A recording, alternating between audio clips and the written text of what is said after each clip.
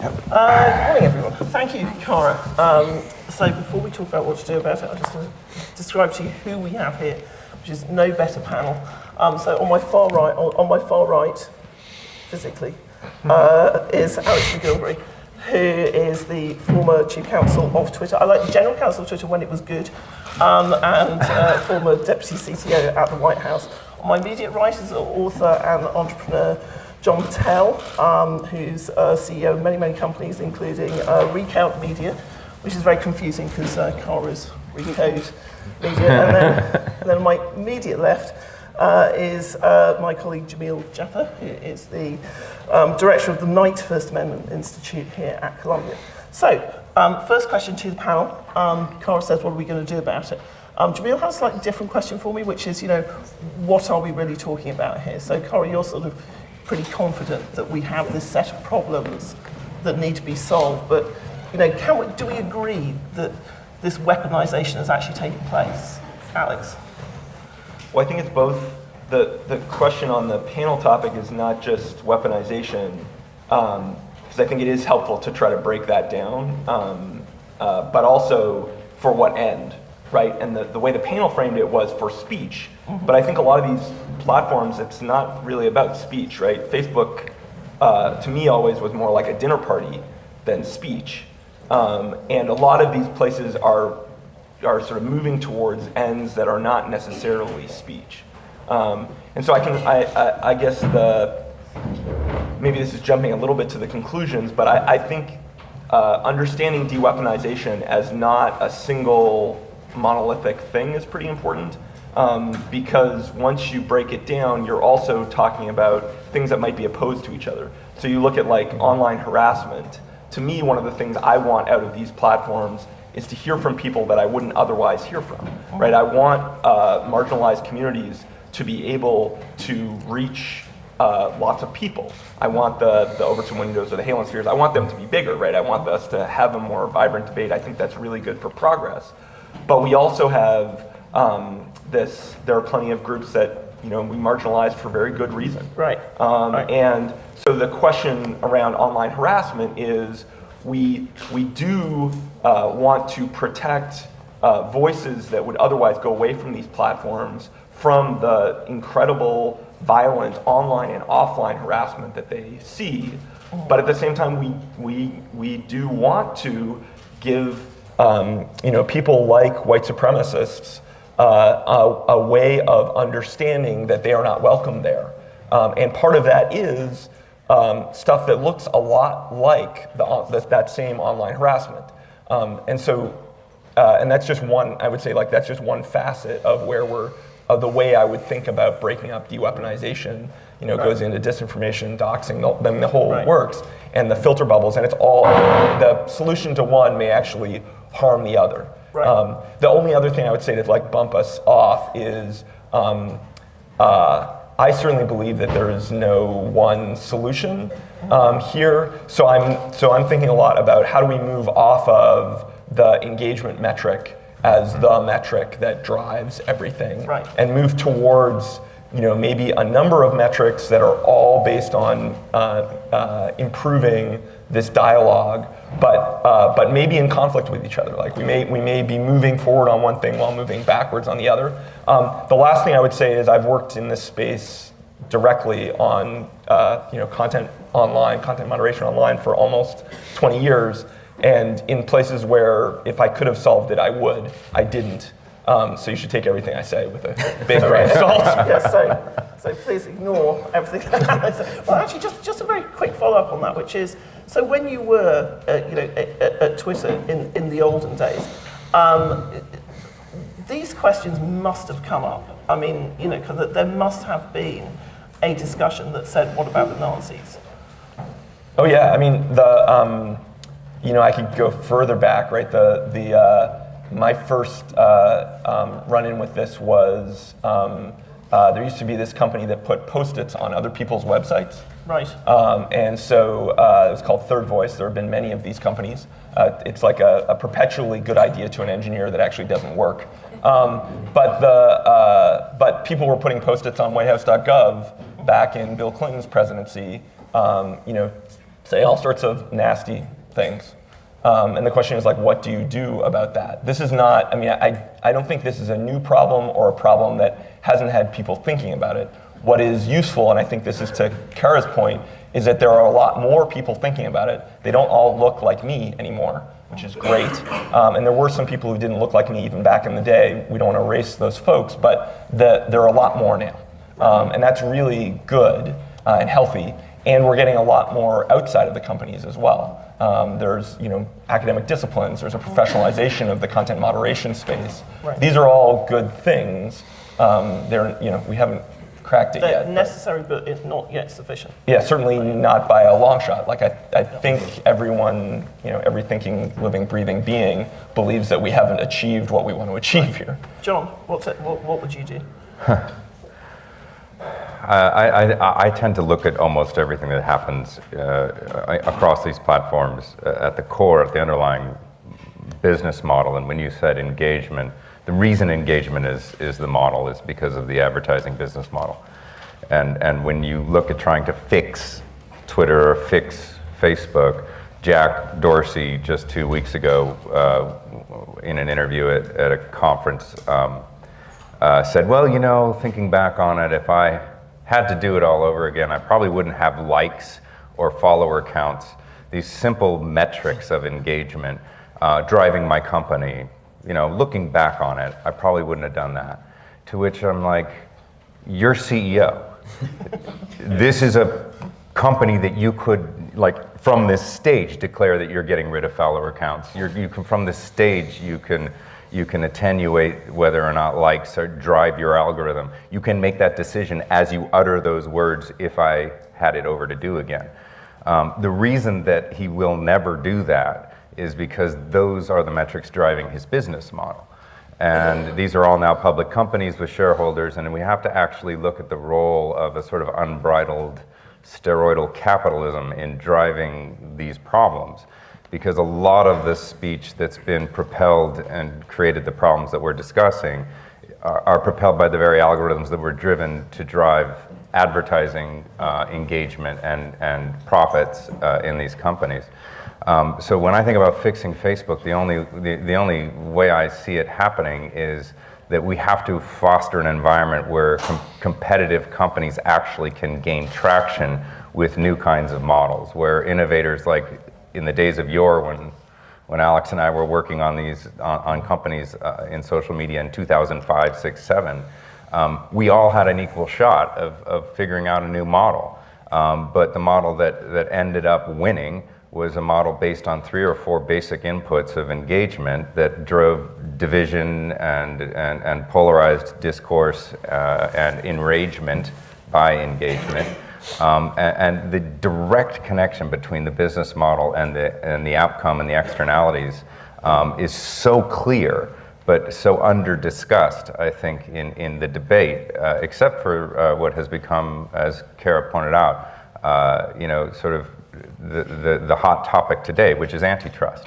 Right. But I think there are far more subtle and far greater potential innovative approaches to regulatory frameworks beyond just breaking companies up. Absolutely. Right. I think what John was just saying, it's working exactly as it was built. Right. That's, everyone, what's really fascinating in Silicon Valley is they tend to be like, I can't believe this.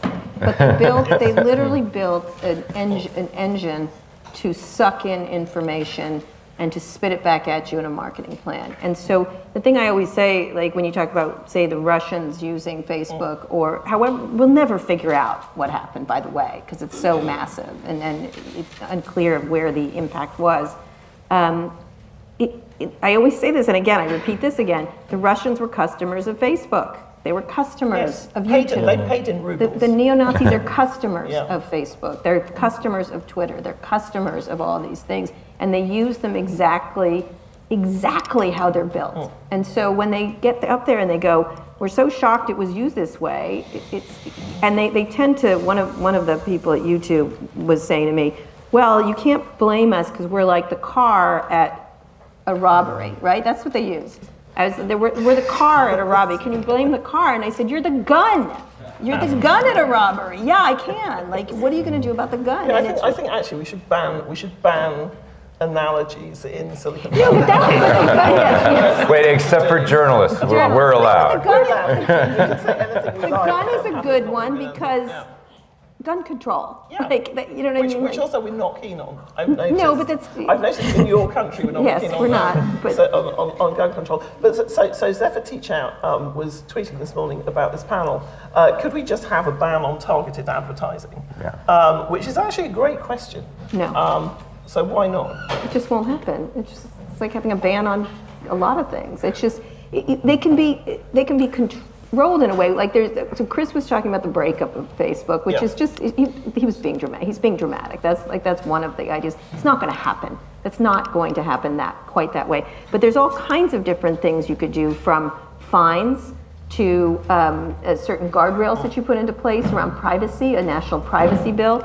There could be all kinds of legislation which monitors it a lot more, or puts more rules in place that they have to follow. And you could even go so far, and I think you all can talk about this more, of this Section 230 of the Communications Decency Act. The fact of the matter is, no matter what we do, these companies have full immunity to do whatever they want. Well, that's actually on mentioning CDA 230. It's a good point to bring Jamil on, because obviously, kind of when you curtail or moderate the business model of these platforms, you moderate speech, or even go into regulation. So, you know, again, in Chris Hughes's, I didn't really want to spend this morning discussing Chris Hughes's article, but you know, he says, oh, and by the way, we should also be moderating or regulating speech, which is a highly kind of unusual thing to hear anyone espouse. Yeah, and I think that particular proposal really is a non-starter. If the government were to enact some statute that limited what people could say on social media beyond the limits that the First Amendment already sort of recognizes, then the courts would strike that down. But I don't think that everything that Facebook or the other social media companies do is properly thought of as speech protected by the First Amendment. Most of what they do is the same kind of stuff that every other business does. And if there were a statute that regulated what information Facebook could collect about its users, or how that information could be used, or that required Facebook to disclose more information about its algorithmic decision making, or regulation that essentially broke up Facebook, not by separating WhatsApp or Instagram from the main platform from Facebook itself, but by separating, say, the social network in some way from everything else, from the interface. It's not obvious to me that would implicate the First Amendment. So I think there's a lot that can be done without running up against the First Amendment. There's a debate to be had about whether those ideas are good ones. Right. But I don't think anyone, should not dive into this debate because of the fear that the First Amendment will get in the way. I don't think we want the First Amendment to be an obstacle to healthy free speech. Yeah. Well, that's useful to hear, because obviously we do hear a lot about, don't change anything because of the free speech issues, which is sort of, Jack Dorsey's been down that particular rabbit hole. It's also so. Jamil gave a sort of law professor answer to why you don't want an acceptable use commission in the federal government, an acceptable speech commission in the federal government. You don't want an acceptable speech commission in the federal government because it's bad for the First Amendment, but also because it's a really bad idea, right? The examples that we have, and Ron Wyden said this on your show. My jaw dropped that we should have some sort of decency principle that should apply to speech, to every single bit of speech online. And the examples of that, they're just not good. They basically, the majority persecutes the minority, and minority speech doesn't happen. Yeah, right? effectively we'd be trading the power that Mark Zuckerberg has over the speech environment for Donald Trump having power over the speech environment. Donald and that's Trump not a has great been trade. elected. I mean, so this is a confusion that we Europeans have sometimes, which is that everyone in America talks a lot about democracy, but doesn't want the government to control anything, where actually you do elect these people. So there is an interesting question here, which and in Europe it is litigated that people would rather have the government control that than they would private companies. So it's not a frivolous question. It's also like we aren't allergic to even controls on speech. We have lots of places where that does happen. What I'm saying is that the idea that we as a community can agree on what an acceptable amount of speech to appear online not in Facebook or Twitter or any of these particular services, and do it in a way that isn't extremely detrimental to the other rights that we hold dear in this country, not even talking about speech, but talking about progress and liberty. That's just, to me anyway, the data out there is that is a nightmare. And so it's worth noting that we have people proposing these ideas. That's how bad the situation is, right? Well, that is the other thing, which is we talk about the slippery slope. So I constantly have people from Google say, we don't want to go down that route, we'd be at the bottom of the slippery slope. And it's Well, like, that's because that's the only phrase they know. But we're at the bottom. We are. They there's they get on their slippery slope fainting couches. Are we actually at the bottom of the slippery slope right now? So, when we say it's a sign of how bad things could get, and we're talking about, because again, sort of proportionality of response. I see in Singapore this week, there were speech laws saying, things are really bad. We are going to make sure that we can. Well, they were actively worried about more attacks that were caused by online disinformation. Well, this is Singapore, not Sri Lanka. Yes. But again, Sri Lanka switches off the internet. Emily, isn't Didn't it? I switch think off your the internet, focus. switched off certain parts of the internet, just to be clear. You're focused on what speech is on the platform, and to me that seems less important than what the companies are doing with the speeches on the platform. Right? There's always this kind of focus on these spectacular acts of censorship. Alex Jones is kicked off the platform, right? And then there's a debate about, does Alex Jones have a place in the public square or not? And I don't mean to suggest that debate isn't, significant, worth having, but it is, I worry, a distraction from the much more important question of why Alex Jones is so popular on Facebook. It's not because Alex Jones is persuasive. It's because Facebook privileges speech like that over other speech, right? And so you want to have, I think the debate should really be more focused on the algorithmic decision making that, that has already been referenced a few times on this panel, but the decisions that end up amplifying the worst speech and suppressing speech that we actually need. Well, someone who worked for AMAC talked about this, Nicole Wong, on a podcast that I did, and I think she really framed it really well. It's how you do the architecture of creating these things. Initially, look at Google search. It works pretty well. It's pretty clean. When you search for, this is something I did, ADL on Google, you get the right results. You get the website, you get news stories about ADL. It's a relatively clean environment that you get exactly what you're supposed to get. When you go over to YouTube, when you did go over, they fixed this since, when you went over to YouTube to do the same search, which is owned by Google, you got 20 anti-Semitic videos instantly. That's the first searches. And so what Nicole was talking about was the architecture. And so if you architect for accuracy, community, and context, you get pretty good results. You get the right, if you architect these algorithms in that way. Right. When you architect for speed, virality, and engagement, you get Alex Jones. Of course you do. And then, and then it's 3 clicks to Hitler. It's really, it's fascinating. So back to the point that John made about these are the metrics and the currency. So this is the currency that actually kind of makes them enormously wealthy and successful. So when we're talking about de-weaponizing, we're sort of talking about decommercialization too. I don't think we're talking about decommercialization at all. I think we're talking about the fact that we have stopped innovating in this space. I think that we're in a desert as it relates to innovation in social media. There isn't a venture capitalist really up until about a year after Cambridge Analytica that would even consider funding a company that was going to go up against, $500 billion market cap companies that are sitting on hundreds of billions of dollars of cash. No one wants to fund a company whose business model is, I'm going to beat Facebook, right? And that's actually starting to change right now. People are realizing there's vulnerabilities, there's opportunities. But the truth is, for reasons actually that Tim Wu and others have pointed out, we had a consolidation in innovation in social media, search, and e-commerce that kind of said, "Oh, we figured all of this out. This is a solved problem." Until all of a sudden we realized it wasn't a solved problem. So I really believe we need to create environments that allow for the innovation that I think is possible. We are nuanced human beings in person. We read a lot of data off of each other when we see each other and meet each other and look each other in the eye. And we're very good at making determinations about what we should say to each other face to face. We're terrible at it online. And the tools that we have been given so far have not helped. They've not given us the ability to be as nuanced as we're capable of.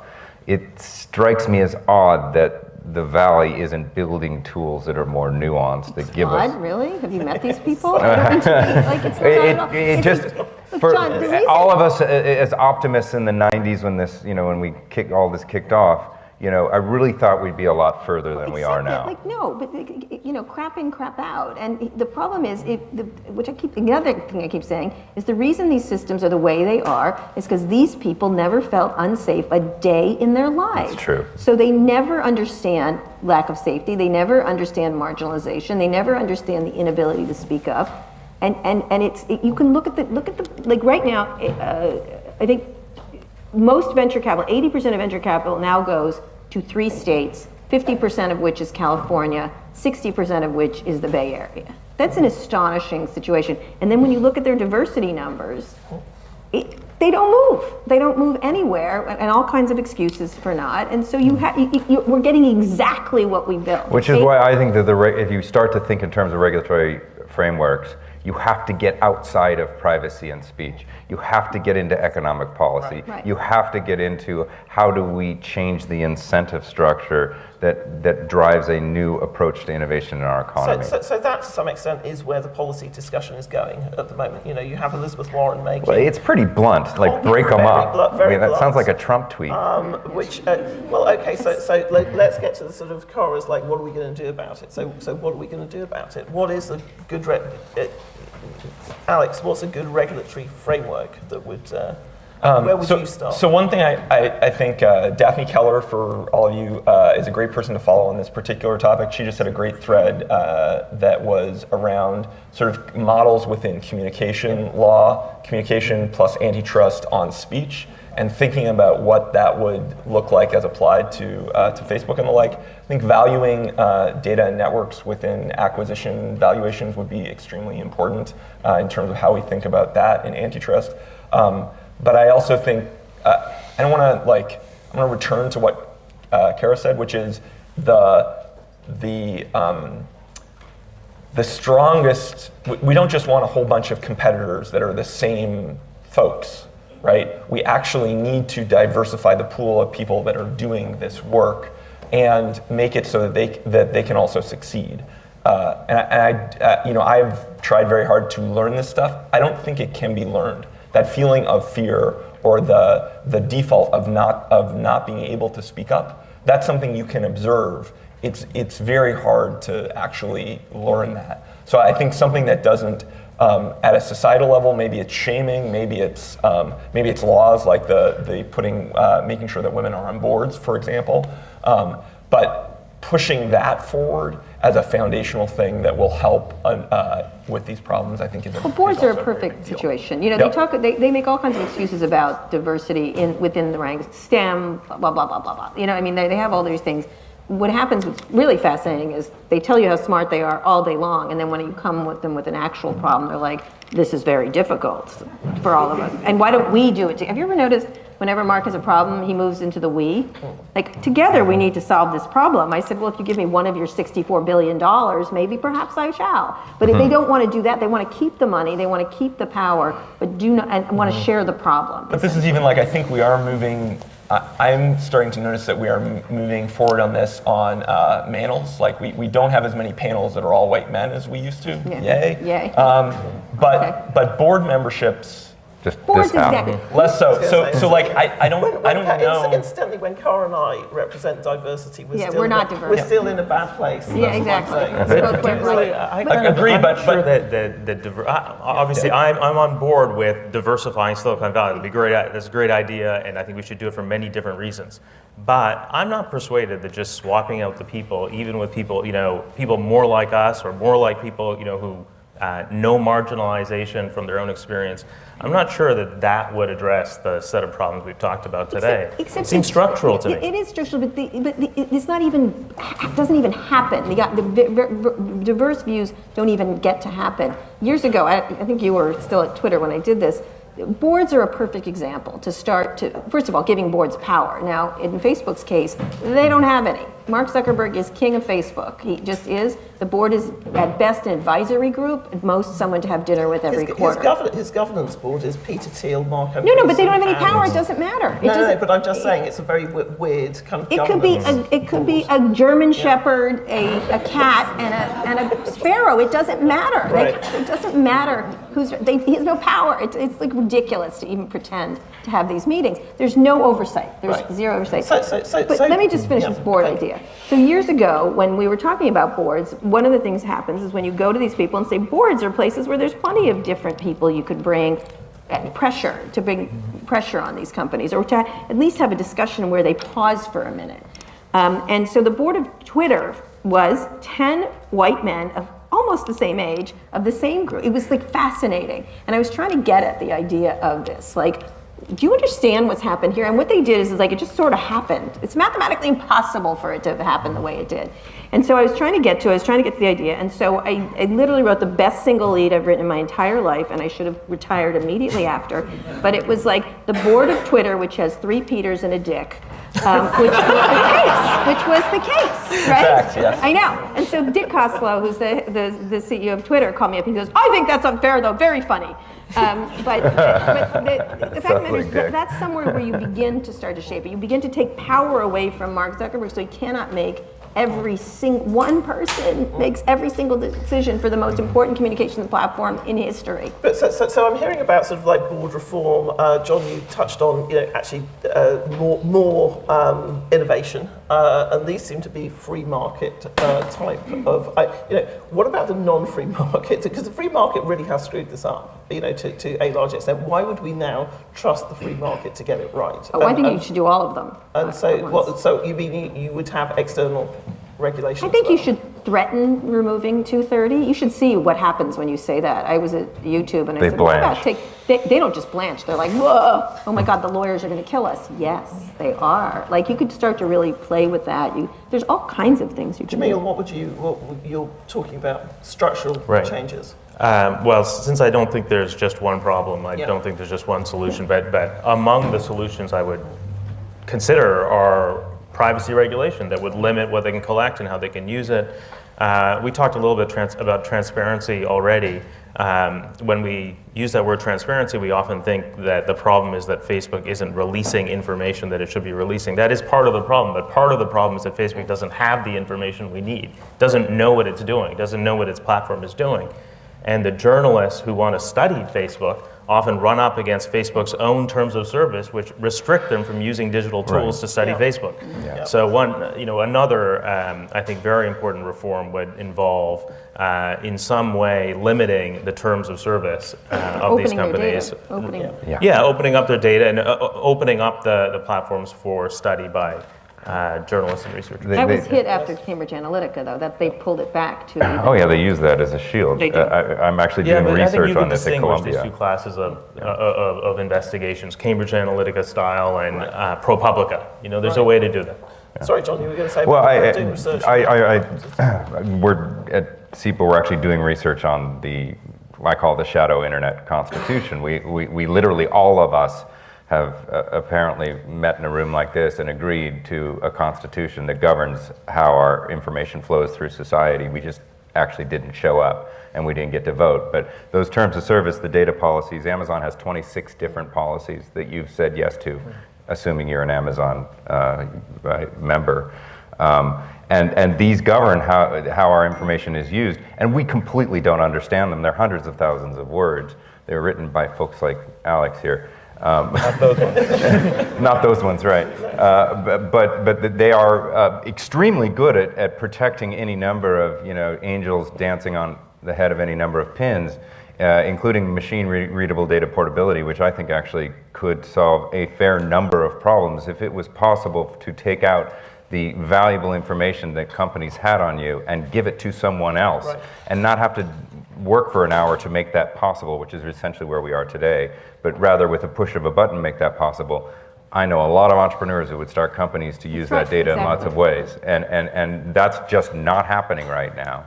And if it could happen, if it was easy, by the way, GDPR has been in place for almost 2 years, and they have data portability built in, but nobody's doing anything with it because it's really hard. You can't have that much friction. You need machine readability, and you need the ability for user agency so you can create an agent who does this on your behalf. And will there be negatives to it? Yes.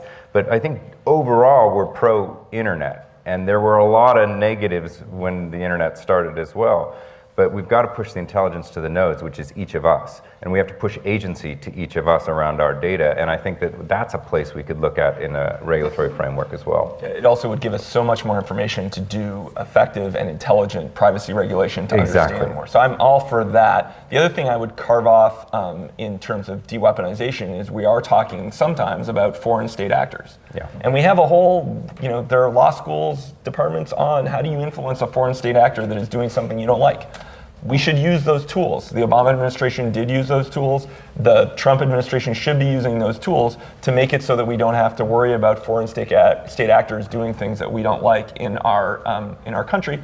And we should hopefully abide by those same views when we conduct ourselves against other countries. Same thing on classes of stock. These ability for these single entrepreneurs to control companies. Google is still controlled by those two crazy people. Like, I'm sorry, they are. They do. Like, so I do not. It's like astonishing that we allow it. And what they do is they use the excuse is we're trying to protect these companies from Wall Street investors or short-term thinking. We need to protect from them. Like that, you know what I mean? Like that they're either incapable. You've got Sergey off on his 10-wheeled bicycle and Larry doing hovercrafts, and it's just like, why are these people? Yeah, I mean, you could also do both things, right? You could Right. say, okay, you're worried about the corporate raider and the day traders. We'll fix that problem, Right, Like exactly. that's not a bad problem for society to fix anyway. The inability to fire, the inability to be fired is really an amazing thing. Is it amazing? And when I did do that thing with Mark, I was like, who got fired after any of these things at Facebook?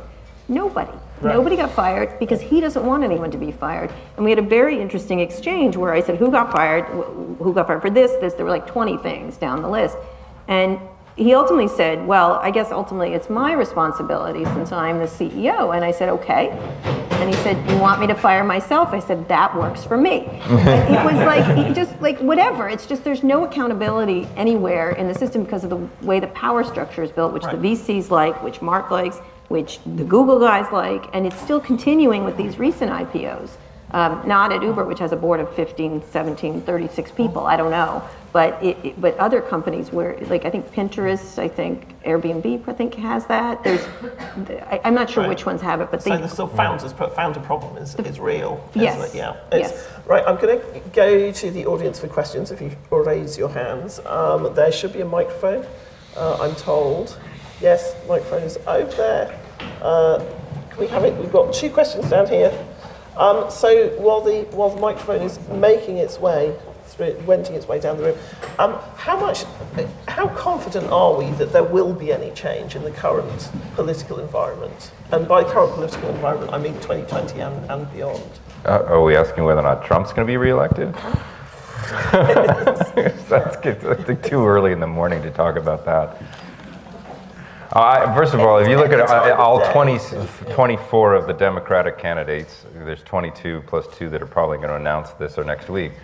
All of them in their top 4 talking points talk about the issue of the Internet Bill of Rights or data protection or privacy or election. It is in, or election interference. It's in the air right now. So it's very heartening that this is part of our national dialogue. Right. It's disheartening how it got to the point of being in our national dialogue, but it's good that it is.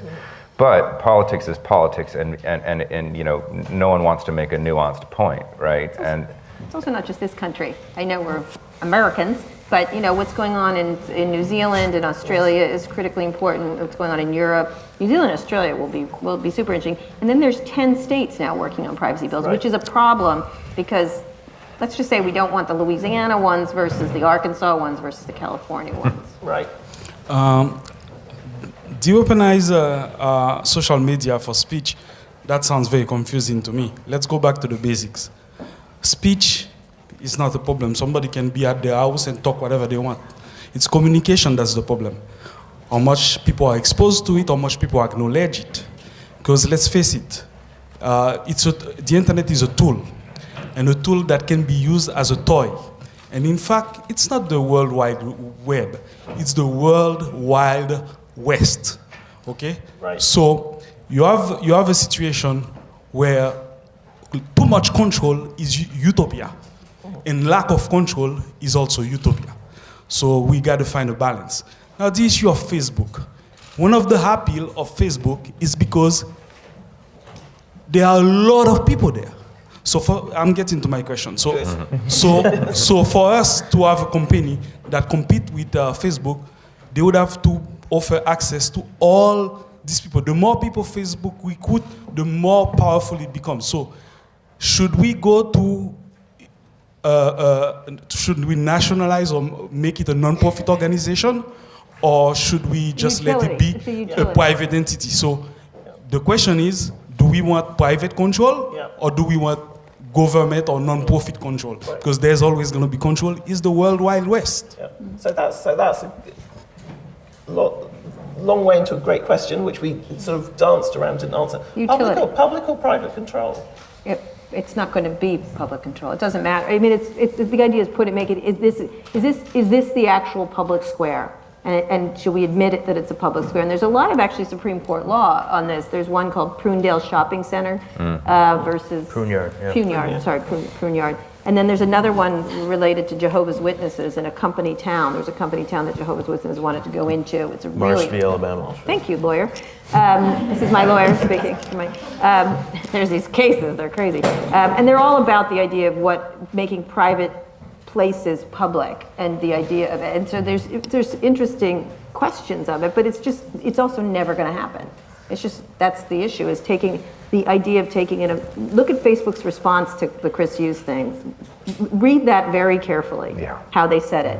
We don't want to take an American company and make it, it's an American company with jobs. Every buzzword was in there. And then they sent out their talkers, the whisper campaign around that was China, China, China. China. We don't want Tencent to come in here and take over.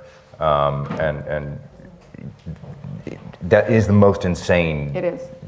It's Mark does this argument, I call it the Xi or me argument, which is, if you don't let me do what I want, Xi's going to come in here and do it. Literally, it's like fascinating. Yeah. And so he did this Xi or me kind of thing, and I was like, I don't like either of you. Let's option trois. Let's go to number three. Yeah. And so it's a question, but I think they can be regulated properly. You don't have to make them public utilities to make them regulated. Right. Okay. So nobody likes utility regulation. Next question. We have time for one more question, so I'll Do pass we? it here. Oh, now there's pressure. Oh, we have. Joe Plotkin with the Internet Society.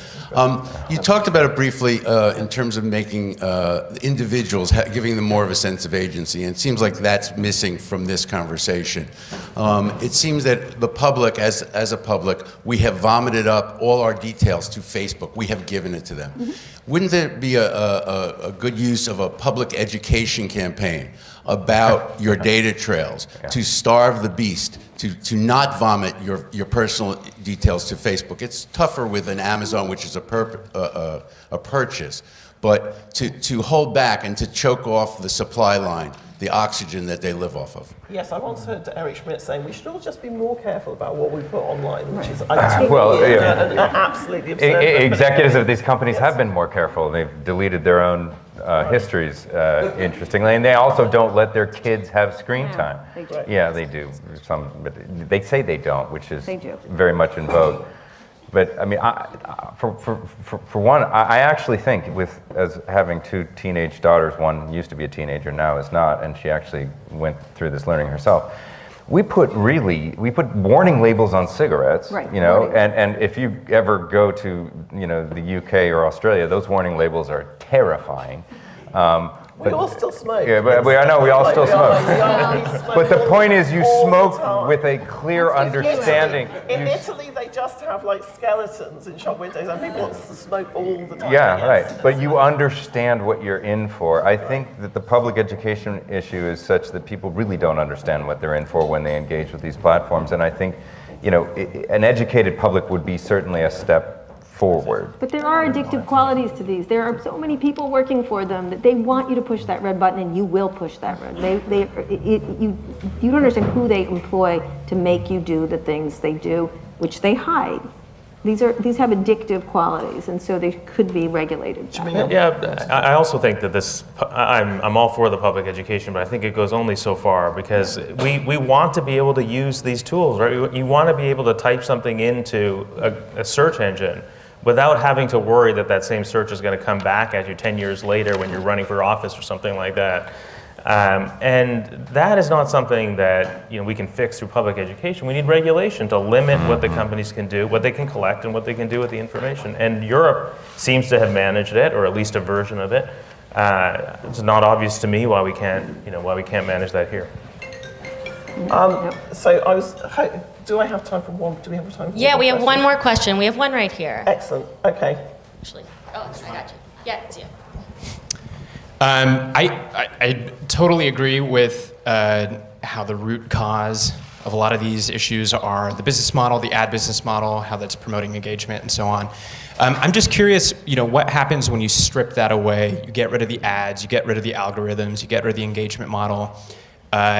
You have things like WhatsApp or more closed systems, and there's still misinformation campaigns, there's still horrible stuff being passed around. What's the solution to that? There's certainly less So viral. I was going to say, that is a great question, Yeah, because there's it is certainly now. less viral. Look, Facebook stopped having the virality of WhatsApp. They limited it to 20 people. They used to let you have hundreds of people. That was a really good move, but why didn't they do it in the first place? You know why? Because they wanted people to use it. And so there's what Mark is doing right now is pivoting to privacy. Did you see this new thing that he's doing? That is a problem, is it all goes underground, and it starts to really be problematic for the encryption and other things to do it. And so, everywhere you go, you do face an issue.